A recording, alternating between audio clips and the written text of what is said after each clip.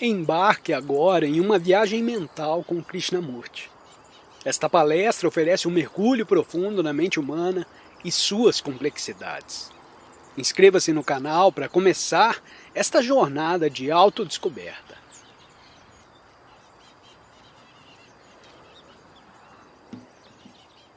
Você já prestou atenção aos sinos do templo? Quando faz, o que você escuta? As notas ou o silêncio entre as notas? Se não houvesse o silêncio, haveria as notas? E se escutasse o silêncio, as notas não teriam mais penetração ou uma qualidade diferente? Mas raramente prestamos atenção a alguma coisa. E eu acho importante averiguar o que significa prestar atenção.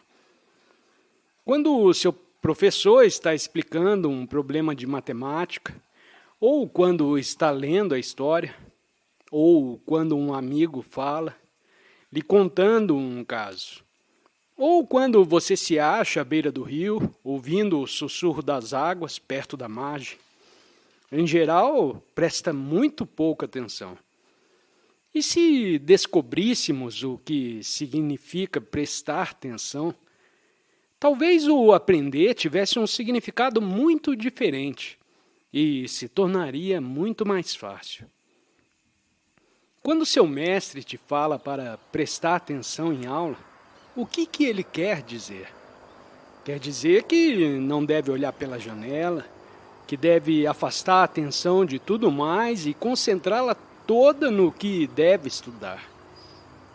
Ou quando você se acha todo absorvido num romance, sua mente está tão concentrada nele que, temporariamente, você perde o interesse por tudo mais. Essa é uma outra forma de atenção. Assim, pois, no sentido comum, prestar atenção é um processo de estreitamento, não acha? A meu ver, há uma atenção de qualidade completamente diferente. A atenção geralmente recomendada, exercitada ou praticada como enlevo espiritual, consiste em estreitar a mente e reduzi-la a um ponto, sendo isso um processo de exclusão. Quando faz qualquer esforço para prestar atenção, está em verdade resistindo a alguma coisa, ao desejo de olhar pela janela, de ver os que entram e etc.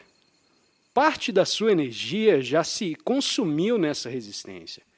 Constrói uma muralha ao redor da sua mente para obrigá-la a concentrar-se de todo numa determinada coisa. E a isso chama disciplinar a mente para prestar atenção. Procura excluir da mente todos os pensamentos, menos um, no qual quer tê-la toda concentrada. É isso que a maioria das pessoas entende por prestar atenção. Mas eu acho que há uma diferente qualidade de atenção. Um estado mental não exclusivo. Isso é, que nada exclui. E pelo fato de não haver resistência, a mente é capaz de atenção muito maior. Mas a atenção sem resistência não é a atenção da absorção. A qualidade de atenção sobre o que desejo falar é inteiramente diferente disso, que geralmente se entende por atenção, e há nela possibilidades imensas, porquanto não se faz exclusão de nada. Quando você se concentra num assunto, numa palestra, numa conversa, consciente ou inconscientemente, levanta uma muralha de resistência à intromissão de outros pensamentos. E, portanto, sua mente não está toda presente. Só está presente em parte. Por maior que seja a atenção que esteja prestando, porque outra parte da sua mente está resistindo a intromissões, desvios ou distrações. Vamos começar pelo outro lado. Você sabe o que é distração? Você quer prestar atenção ao que está lendo, mas sua mente se distrai por causa de um barulho qualquer lá fora. E então você olhe pela janela. Quando deseja se concentrar numa coisa e sua mente se desvia dessa coisa, chama isso de distração. E então uma parte da sua mente fica resistindo a essa chamada distração. E nessa resistência há o desperdício de energia. Mas se ao contrário, estiver cônscio de cada movimento da mente, momento por momento, não há então distração nenhuma, em momento algum.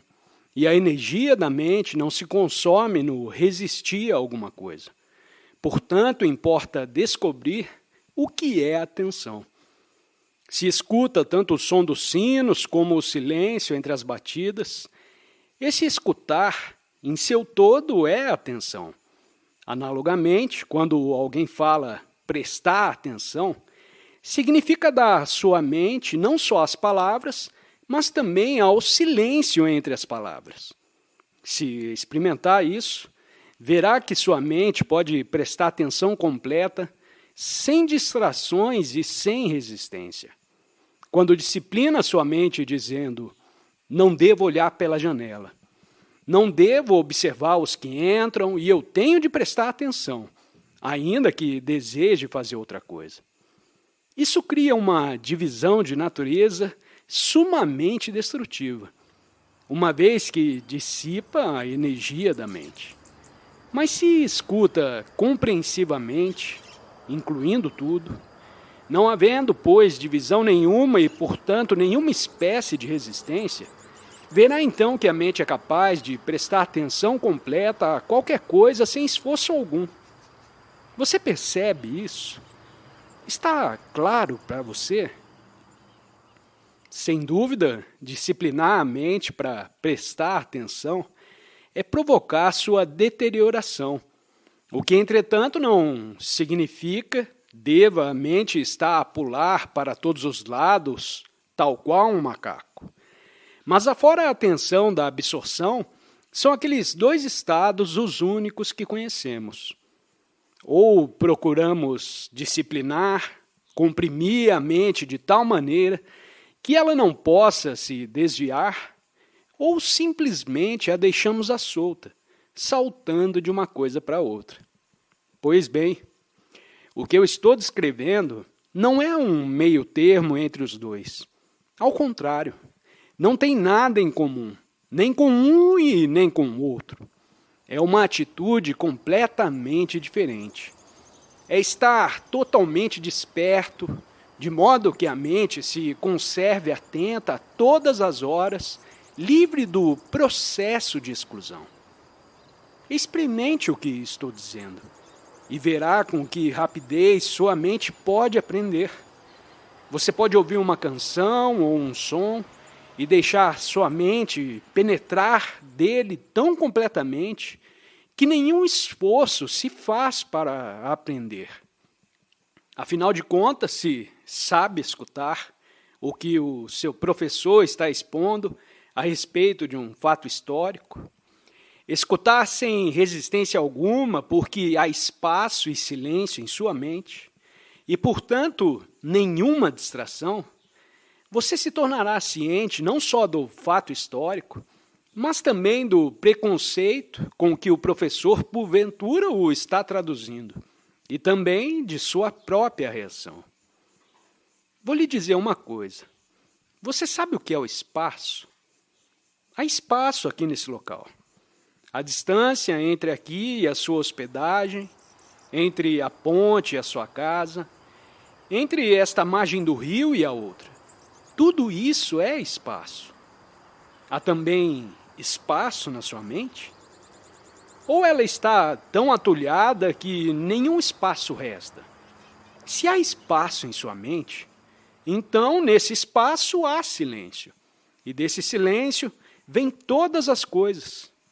Por que então podeis escutar, podeis prestar atenção sem nenhuma resistência? Eis porque é tão importante haver espaço na mente. Se a mente não está atulhada de coisas, se não está incessantemente ocupada, então ela é capaz de ouvir os latidos daquele cão, o barulho do trem que ao longe atravessa a ponte, e ao mesmo tempo estar plenamente cônscia do que está sendo dito por uma pessoa nessa sala. A mente é então uma coisa viva e não está morta. Ontem à tarde, vários estudantes se encontraram comigo na estrada e, pouco depois de me apartar deles, vi os 2 filhinhos do jardineiro a brincar. O interrogante deseja saber que sentimentos experimentei enquanto observava aquelas 2 crianças. Que sentimentos tem você quando observa 2 crianças pobres? É mais importante averiguar isso do que saber o que eu, porventura, senti? Ou tem sempre tanta pressa em chegar à sua hospedagem ou à aula que nunca nota essas coisas? Pois bem, quando observa as pobres mulheres que levam pesadas cargas para o mercado, ou os pequenos camponeses que brincam com lama, e muito pouco mais têm com que brincar, que não receberão a educação que você está fruindo, que não têm um lar digno desse nome, que vivem sem asseio, sem roupas suficientes, sem adequada alimentação. Quando observa tudo isso, qual é a sua reação? Muito importa descobrir por você mesmo qual é a sua reação. Vou te dizer qual foi a minha. Aquelas crianças não têm um lugar adequado onde dormir. O pai e a mãe estão ocupados o dia todo, sem um único dia de folga. Aquelas crianças desconhecem completamente o que é ser amado, ser alvo de desvelos. Os pais nunca se sentam com elas para lhe contar histórias sobre a beleza da terra e dos céus. E qual foi a espécie de sociedade que produziu essas circunstâncias? Sociedade em que há pessoas imensamente ricas que têm no mundo tudo o que desejam e, ao mesmo tempo, há meninos e meninas que nada têm. Que espécie de sociedade é essa e como nasceu? Você pode revolucionar ou quebrar o padrão dessa sociedade, mas desse próprio ato de quebrá-lo nasce um novo padrão, que é de novo a mesma coisa em forma diferente. Os comissários com suas câmaras especiais no país, os privilégios, os uniformes e por aí afora. Foi sempre o que aconteceu depois de cada revolução. A francesa, a russa, a chinesa. E é possível criar uma sociedade em que não exista tanta corrupção e miséria? Só poderá ser criada quando você e eu, como indivíduos, nos soltarmos do coletivo. Quando estivermos livres da ambição e soubermos o que significa amar. Foi esta, em poucas palavras, a minha reação. Mas você escutou o que eu disse? Pergunta: como pode a mente escutar várias coisas ao mesmo tempo? Resposta: não foi sobre isso que estive falando. Há pessoas capazes de concentrar-se em muitas simultaneamente. É simples questão de treinar a mente. Não me refiro a nada disso. Fala a respeito da mente em que não há resistência, que pode escutar, porque nela há espaço, há o silêncio de onde brota todo o pensamento. Pergunta: por que gostamos de estar desocupados? Resposta: que mal há em estar desocupado? Que mal há em estar sentado e quieto, a ouvir um som longínquo que vai se aproximando pouco a pouco? Ou em ficar na cama numa certa manhã, observando os pássaros numa árvore vizinha, ou uma folha dançar sozinha ao vento, enquanto todas as outras estão quietas. Condenamos a desocupação porque pensamos que é coisa má estar desocupado. Vejamos, pois, o que se entende por desocupação. Se está bem de saúde e, no entanto, fica na cama além de uma certa hora, algumas pessoas vão te chamar de preguiçoso. Se não tem vontade de brincar ou de estudar, por sentir fraqueza ou por outras razões de saúde, a isso também poderão chamar preguiça. Mas o que é realmente desocupação? Quando a mente não está cônscia de suas reações, de seus próprios e sutis movimentos, essa mente é preguiçosa e ignorante. Se não pode passar nos exames, se não leu muitos livros e sabe muito pouco, isso não é ignorância. A verdadeira ignorância é o desconhecimento de si mesmo. É o não perceber como funciona a sua mente. Quais são os seus motivos, suas reações? Identicamente, a preguiça se a mente está a dormir. E a mente da maioria das pessoas está dormindo. A mente delas está narcotizada pelo saber, pelas escrituras, pelos ditos de Sankara ou de outro. Seguem uma filosofia, praticam uma disciplina, e sua mente, que deveria ser rica, plena, transbordante como o rio, se torna estreita, estúpida e cansada. Essa mente é preguiçosa. E a mente ambiciosa, que busca um resultado, não é uma mente ativa, no genuíno sentido da palavra. Embora superficialmente pareça ativa, esforçada e trabalhe o dia todo para obter o que deseja, abaixo da superfície está cheia de desespero e de frustração. Assim, é necessário uma pessoa estar muito vigilante para verificar se é realmente preguiçosa. Não admita só porque outras pessoas dizem que você é preguiçoso. Trate de descobrir por você mesmo o que é a preguiça. O homem que se limita a aceitar, a rejeitar ou a imitar, o homem que, por medo, cava uma pequena vala para si próprio, esse homem é preguiçoso.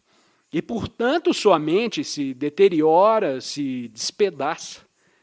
Já o homem vigilante não é preguiçoso, ainda que frequentemente se deixe ficar sentado e muito quieto, a observar as árvores, os pássaros, as pessoas, as estrelas e o rio silencioso. Pergunta: você diz que devemos nos revoltar contra a sociedade e, ao mesmo tempo, diz que devemos ser sem ambição. Mas não é ambição o desejo de melhorar a sociedade? Resposta: já expliquei muito cuidadosamente o que entendo por revolta, mas vou empregar duas palavras diferentes para uma maior clareza. O revoltar-se dentro da sociedade, a fim de melhorá-la um pouco, de pôr em execução certas reformas, isso é como uma revolta de presos que querem melhorar de vida entre os muros da prisão. E uma revolta dessa natureza não é revolta, porém um simples motim. Você percebe a diferença?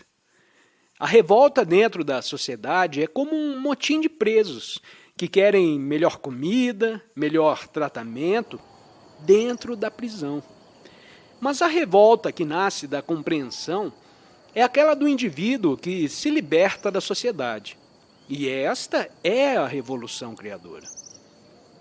Se você, como indivíduo, se liberta da sociedade, tal ação é motivada pela ambição? Se o é, isso significa que não se libertou absolutamente. Continua dentro da prisão porque a base mesma da sociedade é a ambição, a ganância e a avidez. Mas se compreendo tudo isso, você promove uma revolução em sua mente e seu coração, então já não é mais ambicioso, já não está sendo impelido pela inveja, a avidez, a ânsia de aquisição e, portanto, está completamente fora de uma sociedade cuja base são essas coisas. Você é, então, um indivíduo criador e, em sua ação, estará o germe de uma cultura diferente. Há, portanto, vasta diferença entre a ação da revolução criadora e a ação da revolta ou motim dentro da sociedade. Enquanto só te preocupar em meras reformas, o simples decorar das grades e paredes da prisão, você não será um criador. Toda reforma torna necessária outra reforma e só produz mais misérias e mais destruição. Mas ao contrário, a mente que compreende toda essa estrutura de aquisição, de avidez, de ambição e dela se liberta, essa mente se acha em revolução constante. É uma mente que se expande, que cria. E, portanto, como a pedra lançada numa lagoa tranquila, sua ação produz ondas e essas ondas formarão uma sociedade completamente diferente. Agradecemos por se juntar a nós nessa jornada de reflexão com Krishnamurti. Se essas palavras ressoaram em você, convidamos a explorar mais em 2 vídeos que estão destacados na sua tela.